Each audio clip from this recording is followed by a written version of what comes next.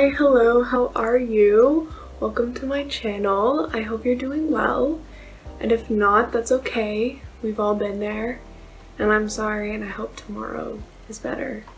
My name is Alex, and I'm super excited about today's video. Books are a really huge source of comfort for me. As I said before, and I'll say again, I cope with my anxiety very often through reading books. I find it really helps me to immerse myself into different stories and into different characters and learn about their lives and their experiences, whether those are happier than mine or different to mine or not. It doesn't really matter, just as long as I get to immerse myself into a well put together book. And so when the pandemic started and I had finally finished my undergraduate degree, I started reading again. And I had never really stopped reading. It's just that when I was in uni, I wouldn't read that much for pleasure during the rare moments of free time that I had, just because I was already reading so much for my degree and for my French minor. I was so exhausted of my ability to spend time reading that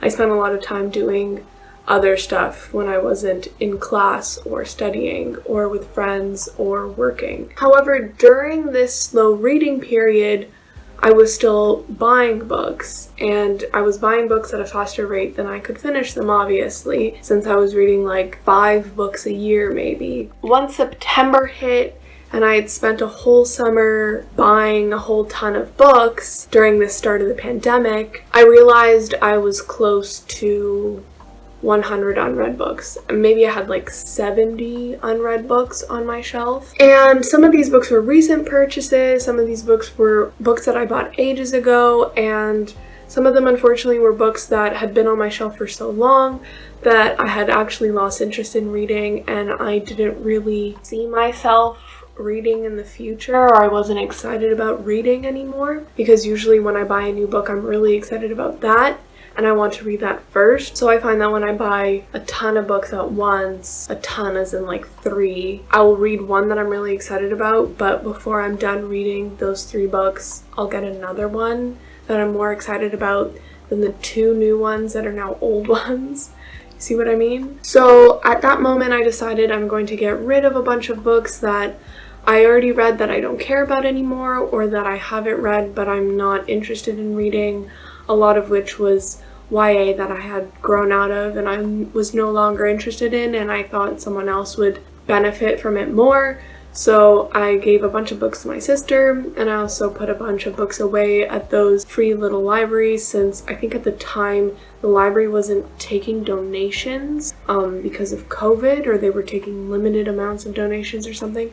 So I figured the easiest way to share these books is to drop them off in the free little library, which I benefit from so much. I had also decided to give myself a book buying ban, and that was in September of 2020, and the book buying ban is meant to last until December 2021, so I can't buy any books technically until January 1st, 2022. I can borrow books from the library, I can borrow books from my friends or from my sister, and most of all, I can read the unread books on my shelf. In this time so far, it's been almost a year, it's a couple months shy of a year.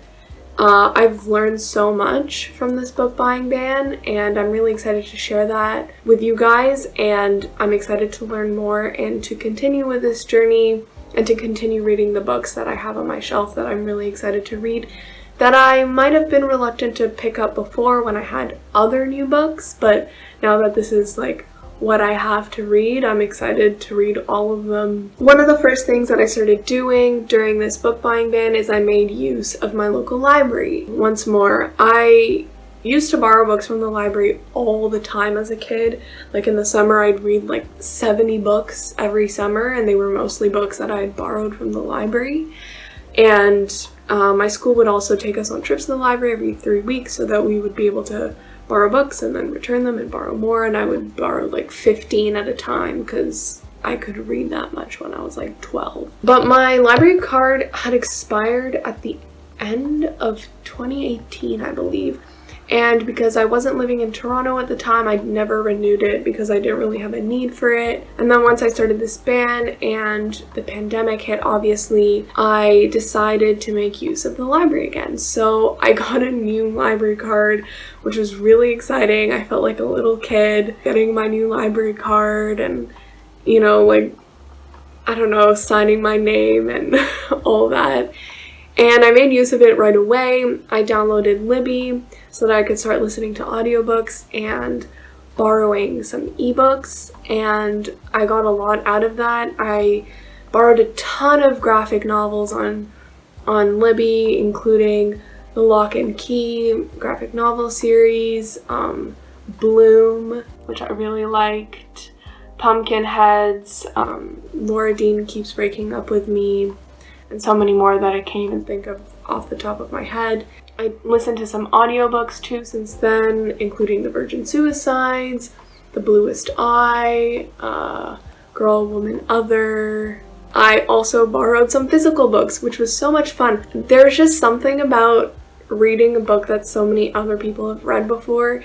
There's just so much history, and there's a story behind all the pages other than the story written on those pages. You know, like someone didn't use a bookmark and they just dog-eared the pages, or someone got caught in the rain while they were reading this, or they dropped like a drip of coffee onto the page when they were reading it in the morning.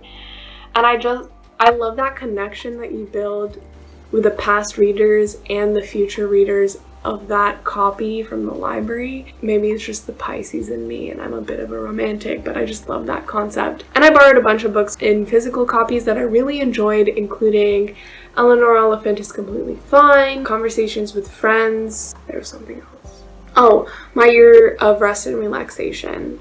And I really liked all of those books. And I also read a book that I didn't like that much, and I ended up DNFing it, and I felt no ways about DNFing it. You know, I didn't feel as guilty as I normally would if it was a book on my shelf, because it's like, oh, you know, like, I spent money on this and it's taking up space on my bookshelf. But when you borrow something from the library and you don't end up wanting to finish it because you don't enjoy it, the only thing you really spent on it was time. So I just didn't feel guilty about dropping it off and never thinking about it again. I'm really excited to make more use of my library card and borrow more books from my library as ebooks, as audiobooks, which I'm really starting to love, and as physical books. The next lesson in this journey was the discovery of e-readers. Obviously, I don't live under a rock, so I know e-readers have been around for a really long time. And so many people that I know love using their e-readers because they're super convenient. And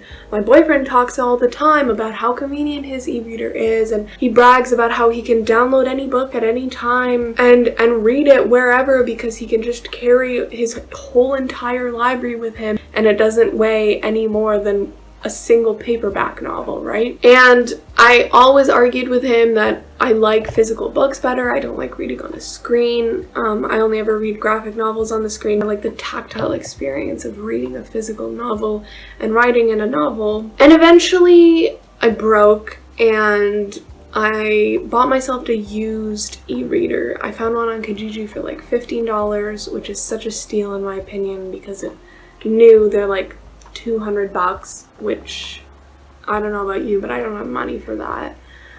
And I downloaded a few books that I was looking to read, and I ended up really liking the e-reader experience. It's just super user-friendly, and like I said, you can carry as many books as you want. You can make the font bigger or smaller based on your reading needs. It's very light, so it's easy on my wrist when I'm reading in bed. It's easy to prop up too, so I can read hands-free without, you know, the page is flipping over, the book closing shut, or falling into my bowl of cereal in the morning. And depending on what generation of e-reader you have, you can also make annotations and highlights in your books that you read. I think I'm definitely going to make use out of my e-reader, just like with the library. Now, the final and biggest lesson that I learned, and that's why I decided to make this video,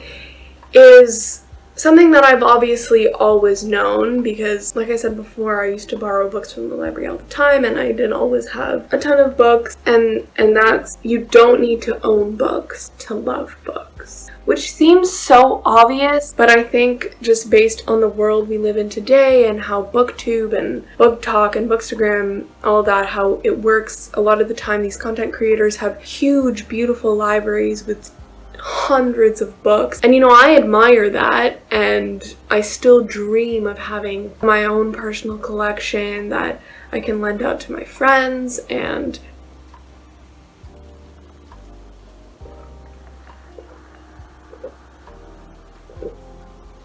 a ton of books that will fill up a room and make that room feel special. But I think we get blinded by the idea of ownership and owning books in large amounts, that we forget that it's not about owning books, it's about reading the books. It's not even about owning the books that are important to you, because that varies from person to person. Like I said, my boyfriend reads on his e-reader all the time. Personally, I like to have physical books. So it's not even about what books you own or how many books you own, it's about the books you read, right? And it's about you enjoying your reading experience and having fun reading, because it's not even about how many books you read or the value of the books you read, because it can be subjective, really. I mean, usually I buy my books secondhand anyway. If I ever buy them new, I'm buying them from an independent local bookshop, as I said earlier. So for me, this book buying ban was never necessarily about saving money. Obviously, I've saved money by not buying a ton of books this year, as in zero, but there was more to it than just that. And before I started this book buying ban and before I did my whole unhaul thing, I found that I didn't feel connected to my bookshelf, and maybe that won't make sense to a lot of people, but for those of you that understand what I mean, I feel like I build an intimate connection with the books that I love and that I enjoy reading, because I become attached to the story and to the characters. And being close to the books that you own, or having a story behind the books that you own, like how I annotated, if I annotated, and some of my books, they have a little stamp that say the Library of Alexandra, so it's my book. But for the books that I don't care about that much, they don't have that feeling for me. I don't have that connection with them. So I found that I didn't have a connection with the majority of my bookshelf, and I wanted to change that, because for me it wasn't about having 300, 400, 500, whatever books. It was about looking at my bookshelf and being like, oh, I love that book, or oh, I'm so excited to read that book. It's true that I do have 2 books on my bookshelf that I did not like at all. One that I absolutely hated and I objectively think is bad. It's my opinion, but I think it's objectively bad. And then another one, I just feel like I conquered reading this book by this specific author, so I just want to keep it on my shelf just to prove that I've read it and I have a reason for not enjoying his work. But otherwise, all the books on my shelf are books that I adore or that I'm really excited about reading, and if I don't end up enjoying them after reading them in this journey, I'll just, again, give them to my sister, give them to one of my friends, or just drop them off at a free little library or at my public library. I'm not saying that I'm never going to buy a book again. That's not the point of this video, because I am, and I'm really excited to be able to get new books and to enjoy those new books and to make them my own. But what I'm saying is that I'm going to be more careful about the books that I buy in the future. I'm going to be more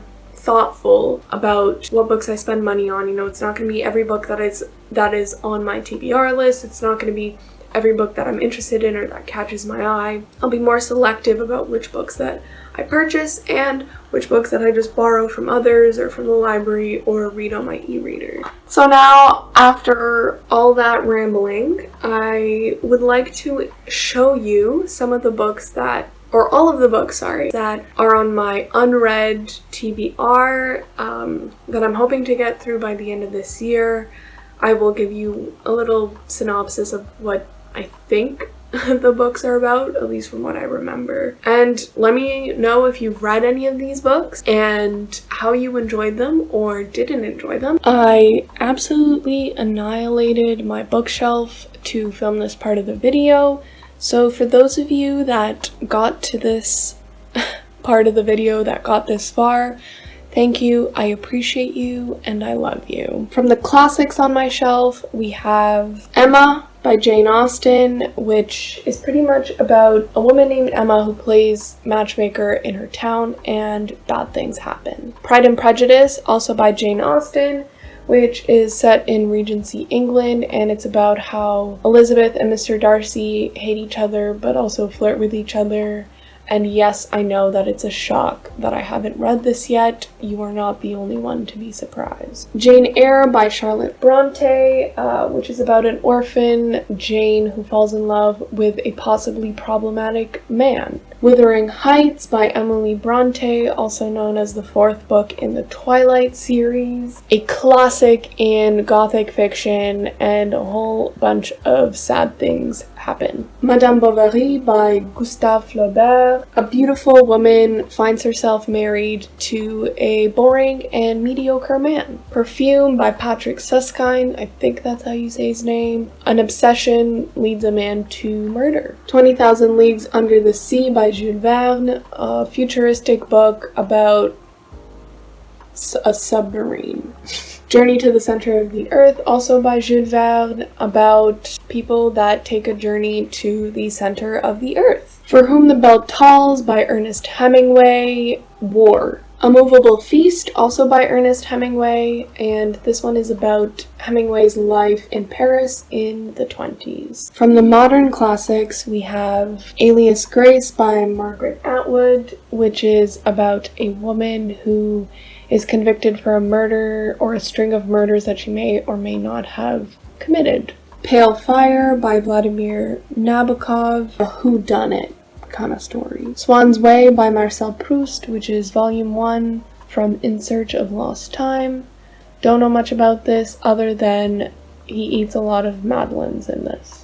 1984 by George Orwell, where a futuristic hellscape becomes reality. From adult fiction, I have Hopscotch by Julio Cortázar, where a man's life is completely turned upside down after a child dies and his mistress goes missing. And Authority and Acceptance from the Southern Reach trilogy, which are the sequels to Annihilation. I have one YA novel, Blue Lily, Lily Blue by Maggie Stiefvater, the third book in the Raven Cycle series. Of the two short story anthologies I have on my shelf, Lust by Roald Dahl, Sherlock Holmes Volume 2 by Sir Arthur Conan Doyle. The unread memoirs on my shelf are Papillon by Henri Charrier, which is about a man who is wrongfully committed for a murder he didn't commit, and he becomes obsessed with escaping from prison. Hollywood Park by Michael Jolette, which is about this man's experience growing up in a cult. Just Kids by Patti Smith, which is pretty much about two young artists and their lives in the 60s and 70s. Bolden by Henry David Thoreau, which is about a man who goes and lives in a secluded cabin in the forest. The two nonfiction books that I have are Life on Earth by David Attenborough, which is the history of nature, and A General Theory of Love by Thomas Lewis, Fari Amini, and Richard Lannon, where three psychologists describe the science behind love. So obviously I have lots of books to read, so I'm going to go get on with reading my current book so that I don't fall behind on this new goal of mine. Thank you so much for watching. I hope you liked this video. Let me know if there are any kinds of videos that you want to see in the future. Like this video if you like this video, subscribe if you want to see more of my content, and I'll see you next time. Bye.